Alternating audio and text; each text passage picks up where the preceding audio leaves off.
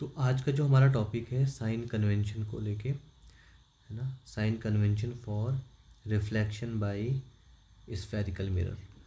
तो जो भी गोली दर्पण द्वारा जो परावर्तन होता है उसको समझने के लिए जो हमारी चिन्ह परिपाटी है, साइन कन्वेंशन है, उसको आज हम यहाँ पे समझने वाले हैं। ठीक है, काफ़ी इम्पोर्टेंट टॉपिक है ये, है ना। क्योंकि इसकी मदद से आप जो आने वाले जो भी मिरर फॉर्मूला है या इमेज फॉर्मेशन को लेके यहाँ से आपको काफ़ी मदद मिलने वाली है। तो इसको थोड़ा अच्छे से समझना है। कुछ रूल्स हैं जो हमें वन बाय वन समझने हैं, बहुत सिंपल है। ठीक है, तो आइए वन बाय वन इनको स्टडी करते हैं। तो पहला है the object is always place to the left of the mirror. देखिए, ये अभी यहाँ पे हमने कॉनकेव मिरर लिया है। ठीक है, तो ये कॉनकेव मिरर की जो ये फ्रंट साइड है, ये इसकी रिफ्लेक्टिंग साइड है और ये इसकी पेंटेड साइड है। ठीक है, ये हम इससे पहले डिस्कस कर चुके हैं। तो पहला इसका जो पॉइंट है, पहला जो नियम है, वो कहता है कि ऑब्जेक्ट को हमेशा लेफ़्ट साइड हम मिरर के रखेंगे, यानी मिरर के सामने लेफ़्ट साइड को हम रखेंगे। This is the first rule. Second, all distances parallel to the principal axis are measured from the pole of the mirror. यानी जितनी भी डिस्टेंसेस होंगी मिरर के सामने, ठीक है, जो कि पैरेलल हैं इस प्रिंसिपल एक्सिस के, वो पोल से मेजर की जाएंगी। तो ये पोल है, पोल से जो भी डिस्टेंसेस होंगी वो या तो ऐसे या ऐसे मेजर की जाएंगी। ये पैरेलल डिस्टेंसेस हैं। ठीक है, आप पोल को इस तरीके से विजुलाइज कर सकते हैं कि ये जो पोल है ये आपका, आपने नंबर लाइन पढ़ी होगी मैथ में। तो जो नंबर लाइन होती है उसका जो जीरो है, जिसको आप ओरिजिन ट्रीट करते हैं, ठीक है, पोल को भी आप यहाँ पे ओरिजिन ट्रीट कर सकते हैं। ठीक है, और जैसे नंबर लाइन के राइट साइड को आप पॉजिटिव इंटीजर प्लेस करते हैं और लेफ़्ट साइड को आप नेगेटिव इंटीजर रखते हैं, उसी तरीके से मिरर के केस में यहाँ पे साइन कन्वेंशन में पोल के लेफ़्ट साइड जो भी डिस्टेंसेस होंगी वो नेगेटिव कंसिडर की जाएंगी, उन पे आप नेगेटिव साइन को यूज़ करेंगे। और पोल के या मिरर के राइट साइड को जो भी डिस्टेंसेस होंगी वो पॉजिटिव ली जाएंगी। ठीक है, तो पहला हो गया कि ऑब्जेक्ट को हम हमेशा कहाँ रखने वाले हैं, left side of the mirror. Second, distances जो भी होंगी वो पोल से मेजर की जाएंगी। थर्ड वन, कि पोल से राइट साइड को जितनी भी डिस्टेंसेस होंगी, ये है ना, वो पॉजिटिव ली जाएंगी। और जो लेफ़्ट साइड की डिस्टेंसेस होंगी वो कैसे मेजर की जाएंगी, नेगेटिव। ठीक है, उसके बाद है distances measure perpendicular to and above the principal axis are taken as positive, और distance measured perpendicular to and below the principal axis are taken as negative.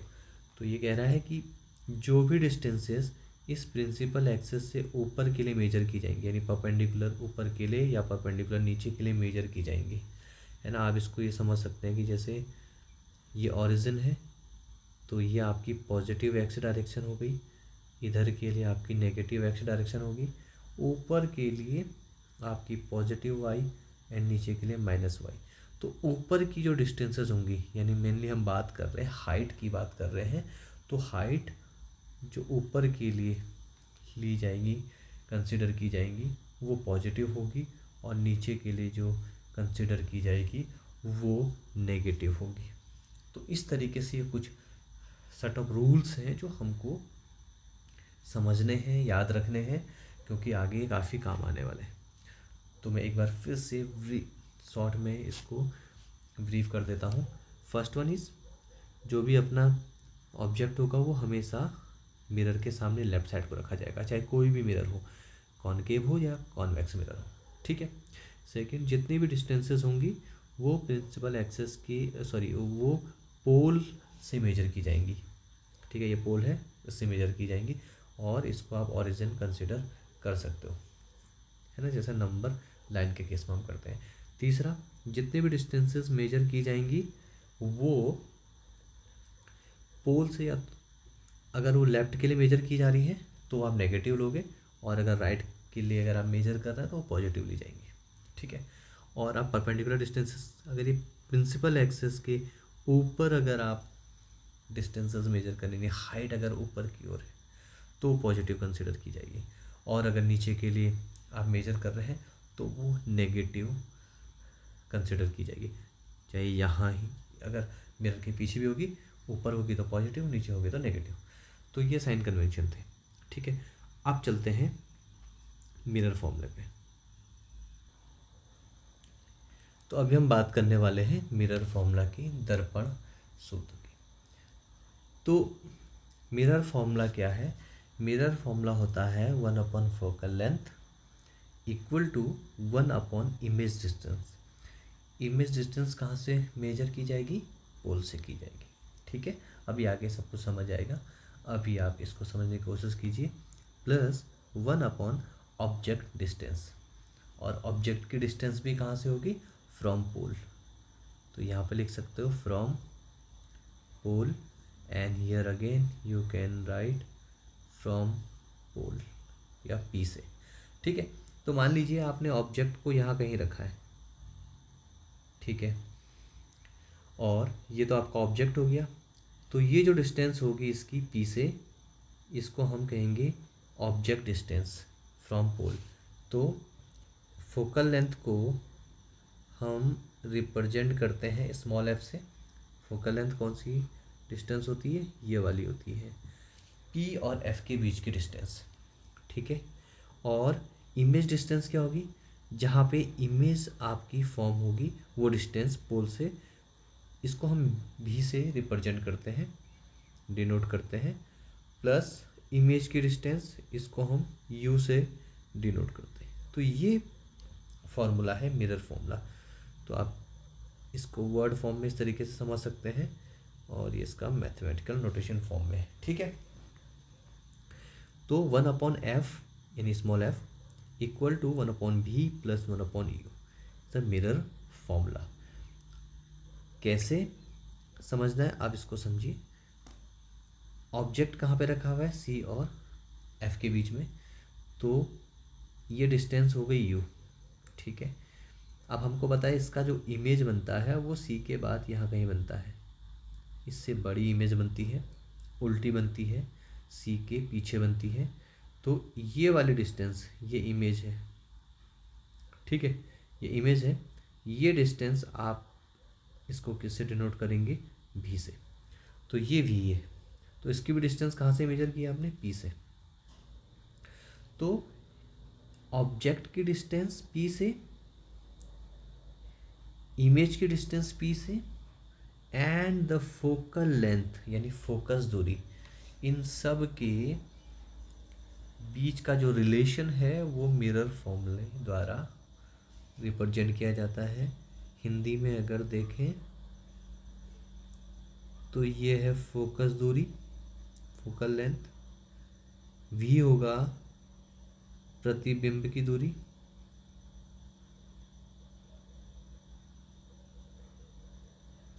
P से, और ये होगी बिंब या वस्तु की दूरी, बिंब या वस्तु या ऑब्जेक्ट की दूरी कहाँ से? पी से, पोल से। तो ये फॉर्मूला है किसका? मिरर फॉर्मूला, दर्पण का सूत्र। तो मिरर फॉर्मूले को क्या कहा जाता है? दर्पण सूत्र। ये काफ़ी काम आने वाला है, इसको बहुत अच्छे से समझना है। अब इसके बाद एक और फॉर्मूला है जो है मैग्नीफिकेशन का, हिंदी में से कहते हैं आवर्धन, हिंदी में से कहा जाता है आवर्धन। आवर्धन का मतलब होता है, या मैग्नीफिकेशन का मतलब होता है किसी चीज़ को कितना बड़ा, कितना टाइम्स आपने मैग्नीफाई कर दिया है, बड़ा कर दिया है ना। तो आवर्धन जो टर्म है वो सिंपली ये बताता है कि जो आपका इमेज है, प्रतिबिंब है, वो ऑब्जेक्ट की तुलना में कितना बड़ा बना है, कितना आवर्धित है। इसके लिए एक शब्द आता है आवर्धित, यानी बड़ा करना, है ना। तो एक तुलना बता रहे, कंपैरिजन बता रहा है ना। आवर्धन या मैग्निफिकेशन आपको क्या बताता है, कंपैरिजन बताता है उनकी हाइट का, उनके साइज का, है ना। It's a comparison of size, ठीक है। और क्या कंपैरिजन बताता है कि जो आपका इमेज है वो ऑब्जेक्ट के कंपेयर में, कंपैरिजन में कितना बड़ा बना, कितना मैग्नीफाई हुआ, ठीक है। तो ये मैग्नीफिकेशन का कंसेप्ट है, इसका भी फॉर्मूला है, उसको भी समझते हैं। तो मैग्नीफिकेशन को समझने के लिए मान लीजिए आपके जो ऑब्जेक्ट की हाइट है वो कितनी है, h1 है, ठीक है। और जो इमेज है उसकी हाइट कितनी है, h2। तो जो मैग्नीफिकेशन है इसको हम किससे रिप्रेजेंट करते हैं, m से। तो जो मैग्नीफिकेशन है किसी स्फेरिकल मिरर द्वारा, गोलीय दर्पण द्वारा, उसको लिखा जाता है हाइट ऑफ द इमेज यानी h2 और हाइट ऑफ द ऑब्जेक्ट यानी h1। तो इसको लिखा जाता है रेशियो के रूप में। किस किस के रेशियो के रूप में लिखा जाता है, इमेज की हाइट अपॉन ऑब्जेक्ट की हाइट, यानी h2 अपॉन h1। तो ये इसका फॉर्मूला है। तो जब भी कोई आपसे पूछे कि मैग्नीफिकेशन क्या होता है, तो आप कह सकते हैं कि magnification is just a ratio of image की हाइट और ऑब्जेक्ट की हाइट का। या दूसरे शब्दों में इससे कह सकते हैं कि ये मैग्नीफिकेशन ये बताता है कि जो आपका इमेज है वो ऑब्जेक्ट के कंपैरिजन में कितना बड़ा बना, ठीक है। इसको हम दूसरे तरीके से भी लिख सकते हैं। जो मैग्नीफिकेशन m है इसको हम दूसरे तरीके से भी लिख सकते हैं। एक तो है हाइट के रूप में, हाइट के कंपैरिजन के रूप में h2 अपॉन h1। h2 याद रखिए इमेज का हाइट है ना, और h1 किसका है, ऑब्जेक्ट का। दूसरा यहाँ पे एक माइनस साइन लगाएंगे और इसको हम लिख सकते हैं v और u के टर्म्स में। u क्या है, प्रतिबिंब की दूरी, इमेज की डिस्टेंस, और u क्या है, u है ऑब्जेक्ट की डिस्टेंस, पोल से। ये इससे पहले हम डिस्कस कर चुके हैं। ये क्या है, डिस्टेंस ऑफ इमेज, और ये क्या है, डिस्टेंस ऑफ ऑब्जेक्ट, ठीक है। तो हमें दो फॉर्मूले याद रखने हैं। एक फार्मूला तो ये है, दिस इज़ वेरी इम्पोर्टेंट, इसके बिना कुछ भी काम नहीं चलेगा।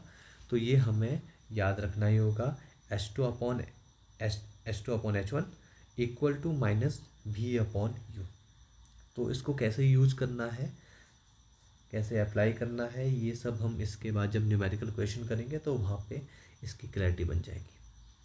इसके अलावा दूसरा फॉर्मूला जो हमें याद रखना है वो है 1 upon F equal to 1 upon v plus 1 upon u। तो ये मिरर फॉर्मूला है। तो आइए कुछ न्यूमेरिकल करते हैं, फिर इन सब पे और क्लैरिटीज। तो यहाँ पे हमारे पास ये न्यूमेरिकल है, ये एग्जाम्पल नंबर 10.1 है एनसीईआरटी का, ठीक है। इम्पोर्टेंट क्वेश्चन है, कई बार एग्जाम में पूछा गया है, तो इसको समझते हैं। अ कॉन्वेक्स मिरर, तो हमको दिया है convex mirror used for rear view of on an automobile. तो किसी भी ऑटोमोबाइल में ये यूज़ हुआ है, किसी कार, बस में, बाइक में, रियर व्यू के रूप में, पीछे देखने वाले मिरर के रूप में। Has a radius of curvature of 3 metre, ठीक है। उसका रेडियस ऑफ कर्वेचर कितना है, 3 मीटर का है। If a bus is located at 5 metre from this mirror, find the position, nature and size of the image. तो हमने इससे पहले हम पढ़ चुके हैं कि जब भी हम इमेज की बात करते हैं तो इमेज में हमें 3 चीज़ों को फाइंड आउट करना होता है। एक तो position, second size and third one is the nature. तो यहाँ पे भी हम इन तीनों को कैलकुलेट करेंगे, लेकिन न्यूमेरिकल की तरह उसकी न्यूमेरिक वैल्यू यानी एग्जैक्ट वैल्यू को हम यहाँ पे कैलकुलेट कर रहे होंगे। तो आप अब समझ गए होंगे, जब हम पहले रे डायग्राम की बात कर रहे थे तो वहाँ पे हम जस्ट एक आइडिया ले रहे थे कि कहाँ पे इमेज बन सकती है, बन रही है। यहाँ पे हम बात कर रहे हैं मिरर फॉर्मूले का यूज़ करेंगे और उसकी मदद से हम एग्जैक्ट लोकेशन को देखने की कोशिश करेंगे कि वो कहाँ पे बन रही है। ठीक है, तो क्वेश्चन अभी हम समझ चुके हैं। क्वेश्चन हमारा है कि एक तो मिरर कौन सा है, कॉन्वेक्स मिरर। तो जब भी आपको न्यूमेरिकल करने हैं तो आपको कुछ कुछ चीज़ें पकड़नी होंगी। पहला, मिरर कौन सा है, कॉन्वेक्स है या कॉनकेव है। वो क्यों है, क्योंकि जब अभी हम साइन इसमें रख रहे होंगे, साइन का यूज कर रहे होंगे, वो काफ़ी ज़रूरी है। इसीलिए ये जो न्यूमेरिकल हैं काफ़ी इम्पॉर्टेंट हो जाते हैं, क्योंकि यहाँ पे साइन का रोल काफ़ी इम्पॉर्टेंट है।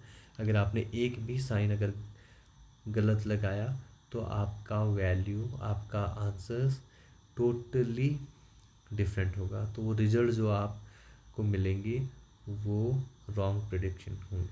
ठीक है, तो दूसरा, यहाँ पे जो जो वैल्यू हमको गिवन है हम उनको यहाँ पे लिख लेते हैं। सबसे पहले गिवन क्या क्या है, रेडियस ऑफ कर्वेचर यानी R which is 3 metre, 3.00 m है, तो आई एम राइटिंग इट 3।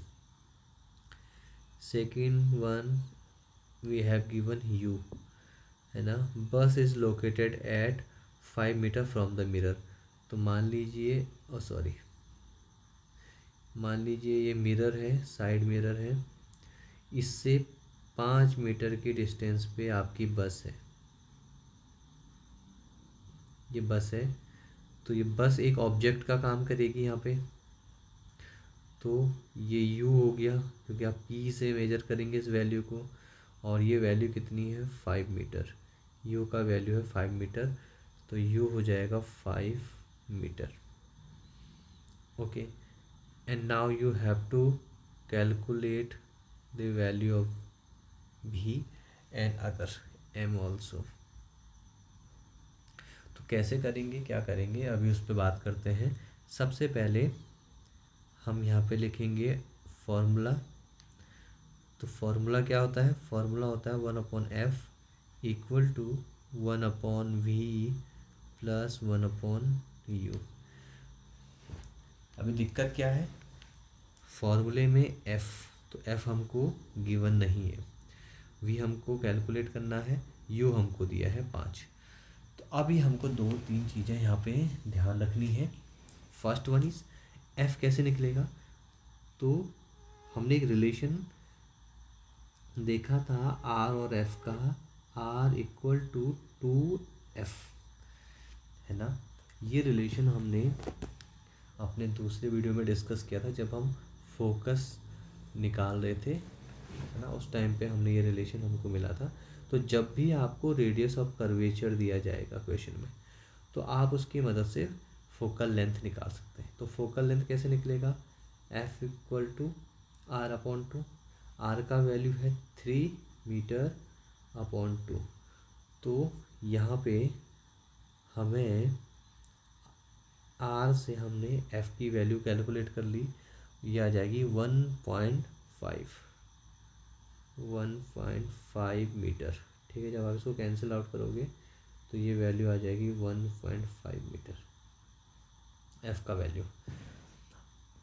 तो सबसे पहले पहला स्टेप होगा स्टेप 1, जो भी गिवन वैल्यू है हम उनको लिख लें। ठीक है, अब है दूसरा स्टेप। दूसरा स्टेप होगा साइन कन्वेंशन का। जो भी वैल्यू हमको दी गई हैं उनमें हम साइन प्लेस करेंगे, साइन का यूज़ करेंगे। कैसे करेंगे वो हम पढ़ चुके हैं इससे पहले। तो देखिए f तो साइन का यूज होगा कैसे, जो आपका मिरर कौन सा है, तो कॉन्वेक्स मिरर है, तो कॉन्वेक्स मिरर है तो हमने यहाँ पे कॉन्वेक्स मिरर बनाया है। ये अपना कॉन्वेक्स मिरर है, ये अपना पी हो गया। यहाँ राइट साइड में एफ एंड सी होंगे। एफ कौन सी डिस्टेंस होगी, एफ ये वाली डिस्टेंस होगी। तो याद कीजिए, पहली चीज़, ऑब्जेक्ट हमेशा मिरर के लेफ़्ट साइड में रखा जाएगा। तो ऑब्जेक्ट हमारा लेफ़्ट साइड में ही है, ये बस है वो लेफ़्ट साइड अगर हम इसको कंसिडर करें तो पी से इसकी जो डिस्टेंस होगी वो लेफ़्ट साइड आ रही है, तो लेफ़्ट साइड की जो भी डिस्टेंसेस होंगी वो नेगेटिव ली जाएंगी। तो यहाँ पे u का वैल्यू तो हम नेगेटिव रख देंगे। तो एक बात ध्यान रखिए, u यानी जो ऑब्जेक्ट की डिस्टेंस है पोल से, चाहे वो कॉन्वेक्स मिरर है या कॉनकेव मिरर है, हर केस में वो नेगेटिव होगी, तो हमने यहाँ पे नेगेटिव रख ली। ठीक है, उसके बाद f का वैल्यू क्या लेंगे। f देखिए ज़रा, कॉन्वेक्स मिरर के लिए f पोल के किस साइड है, लेफ़्ट साइड या राइट, ये राइट साइड है, तो राइट साइड है तो हम इसको क्या लेंगे, पॉजिटिव। तो f का वैल्यू हम पॉजिटिव लेंगे। तो हमको एक बात समझ आ गई है, जब भी कॉन्वेक्स मिरर की बात होगी, उत्तल दर्पण की बात होगी, जो फोकस दूरी है, फोकल लेंथ है, उसका साइन हमेशा पॉजिटिव लिया जाएगा, और जो ऑब्जेक्ट की डिस्टेंस है यानी u है, उसका साइन हमेशा नेगेटिव लिया जाएगा। तो ये आप ध्यान रखिए, ये जो चिन्ह परिपाटी थी, साइन कन्वेंशन था, उसकी मदद से हमने ये सीखा था। ठीक है, तो जब साइन हम यूज कर लें अपनी गिवन वैल्यू में, उसके बाद जो भी वैल्यूज़ हैं हम उनको फॉर्मूले में प्लेस कर देंगे। तो हम लिख सकते हैं substituting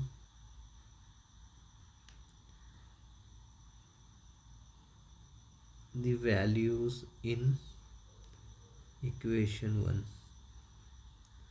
we get what is the value of f, it is positive 1.5 metre, है ना, साइन बहुत ज़रूरी है। v का वैल्यू हमको कैलकुलेट करना है, प्लस u का वैल्यू है -5।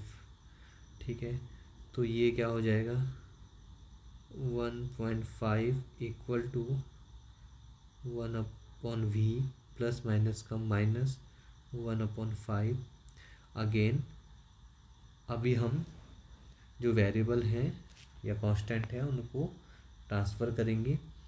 तो ये माइनस का है, इसको हम दूसरी ओर ले आएंगे, तो ये हमारे पास इस तरीके से आ जाएगा 5 प्लस ये उधर जाएगा तो पॉजिटिव का हो जाएगा, ये ऑलरेडी पॉजिटिव है। ठीक है, तो अब इसके बाद मैथ्स का यूज करके हम इन दोनों के बीच का एलसीएम निकाल लेंगे, जो कि कितना आएगा 7.5। ठीक है, तो ये तो आ गया 7.5, एंड तो 5 में 1.5 ही आएगा, तो 1.5 प्लस इसमें कितने टाइम्स जाएगा 5, तो इनको जब हम ऐड करेंगे तो ये कितना आ जाएगा 5 1 6।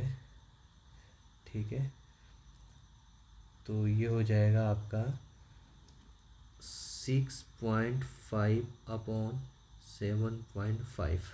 ठीक है, तो अभी मैं इसको थोड़ा सा रफ कर देता हूँ।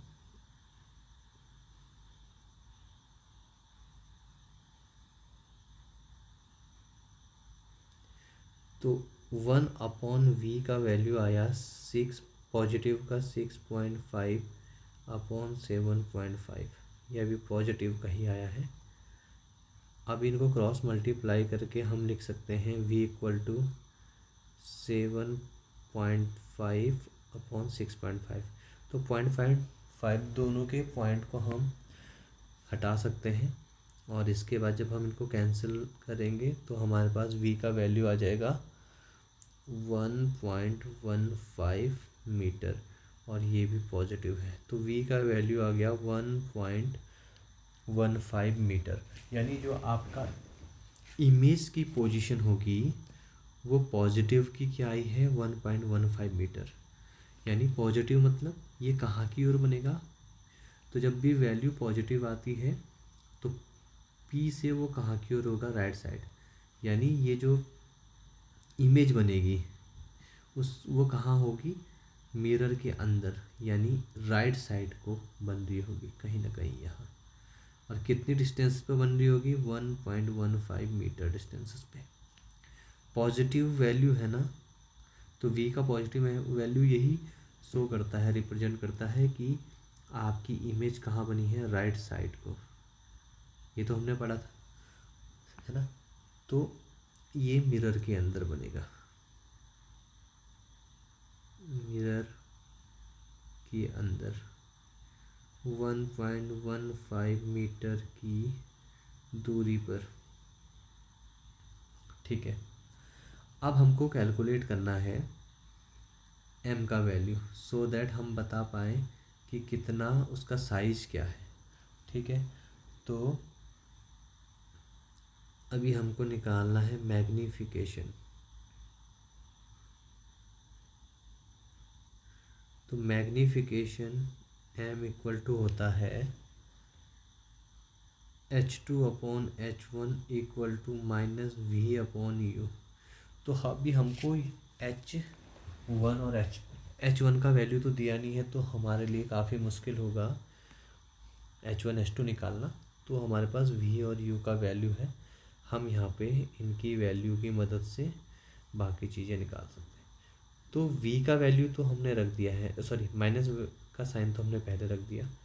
v का वैल्यू क्या है, पॉजिटिव है, प्लस 1.15 मीटर अपॉन u का वैल्यू है -5 मीटर। माइनस से माइनस कैंसल आउट, मीटर से मीटर। ठीक है, और ये जब आप इसको सॉल्व करेंगे तो ये आपका आ जाएगा आंसर 0.23। यहाँ पे इसकी कोई यूनिट नहीं है, ये यूनिट लेस है। ठीक है, तो अगर आपको कोई पूछे कि जो मैग्नीफिकेशन है, आवर्धन है, उसकी यूनिट क्या होगी, तो उसकी कोई भी यूनिट नहीं होगी। क्यों, क्योंकि ये कंपैरिजन है हाइट का या डिस्टेंसेस का। तो हमेशा जब भी कंपैरिजन होती है तो वो कितना गुना तो टाइम्स में बताता है ना, कितने टाइम्स। तो कंपैरिजन में आपकी यूनिट नहीं आती, नंबर आता है, तो इसीलिए यहाँ पे हमने नंबर लिखा है। तो अगर मैग्नीफिकेशन की यूनिट पूछी जाए तो यूनिट लेस है। तो हम ये बता सकते हैं, मैग्नीफिकेशन ने ये बताया कि देखिए 0.23 है ना, यानी ये कहने का मतलब एक से छोटा है। ये जो नंबर है 0.23, ये एक से छोटा है ना। तो एक से छोटा है, यानी जो इमेज है वो, उसका जो साइज़ है वो ऑब्जेक्ट के साइज से क्या होगा, छोटा होगा। तो ये स्मॉल साइज का है। तो साइज़ में हम ये कह सकते हैं एक मोटा मोटी, क्योंकि हमें H1 का वैल्यू नहीं दिया है, इस कारण अभी हम H2 नहीं निकाल सकते।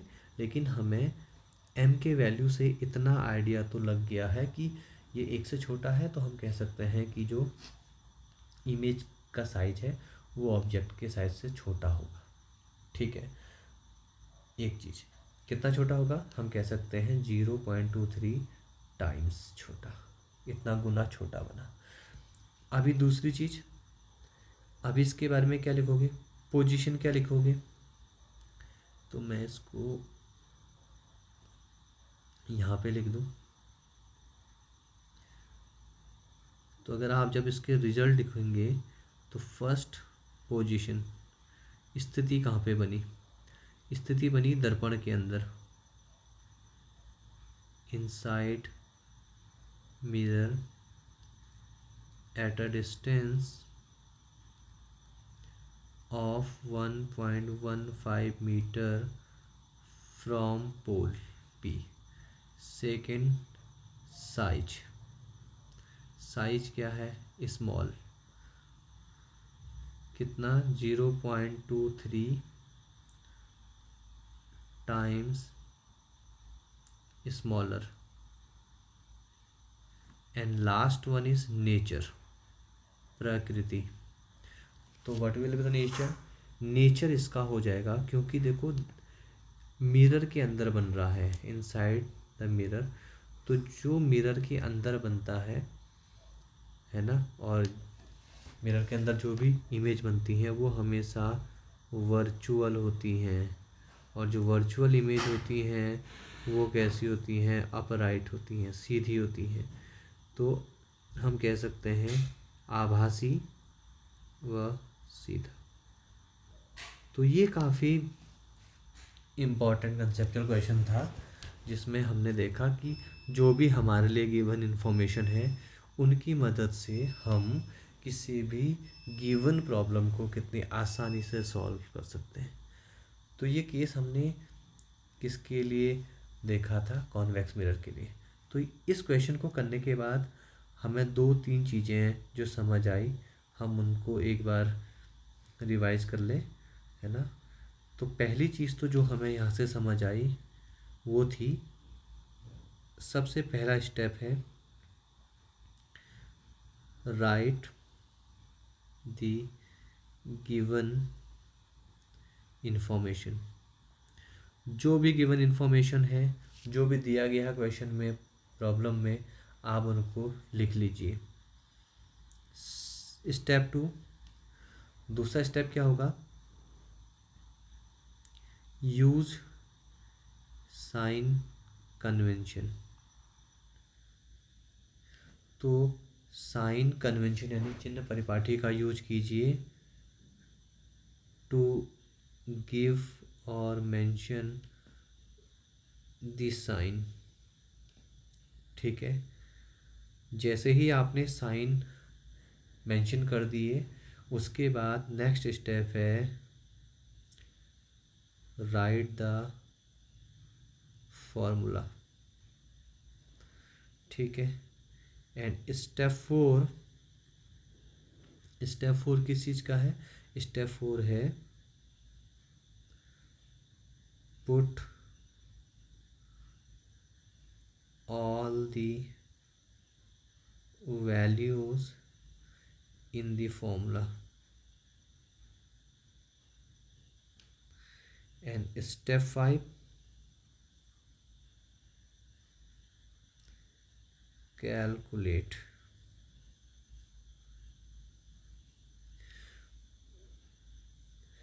तो इस तरीके से ये जो इजी स्टेप्स हैं उनकी हेल्प से हम किसी भी कॉम्प्लेक्स से कॉम्प्लेक्स प्रॉब्लम को इजीली सॉल्व कर सकते हैं। ठीक है, कुछ और प्रॉब्लम हम यहाँ पे डिस्कस करेंगे और फिर आगे बढ़ते हैं। ठीक है,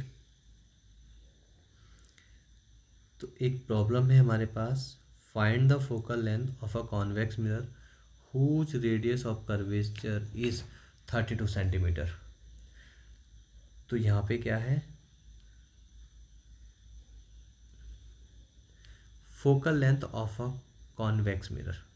तो एफ का वैल्यू हमको कैलकुलेट करना है। We have given radius of curvature r which is 32 centimetre. Very simple question, we know that the relation और the formula which is r equal to 2f। okay, we have the value of r which is 32 centimeter, and now here it is 2f। we can write f equal to, क्योंकि f की value निकालनी है, तो 32 upon 2 centimetre, 2 1 जा 2 2 16, तो the value is 16 centimetre. तो ये काफ़ी, ये जो फोकल लेंथ है f, उसका वैल्यू आ गया 16 सेंटीमीटर। क्योंकि ये कॉन्वेक्स मिरर है तो r का वैल्यू भी पॉजिटिव होगा और यहाँ पे f का वैल्यू भी क्या होगा, पॉजिटिव होगा। तो ये बहुत सिंपल सा प्रॉब्लम था। ठीक है, तो आने वाले वीडियोस में हम कुछ और न्यूमेरिकल प्रॉब्लम को देखेंगे। तब तक आप कुछ और प्रॉब्लम्स अपनी एनसीईआरटी टेक्स्ट बुक से प्रैक्टिस कीजिए। तो मिलते हैं नई वीडियो में।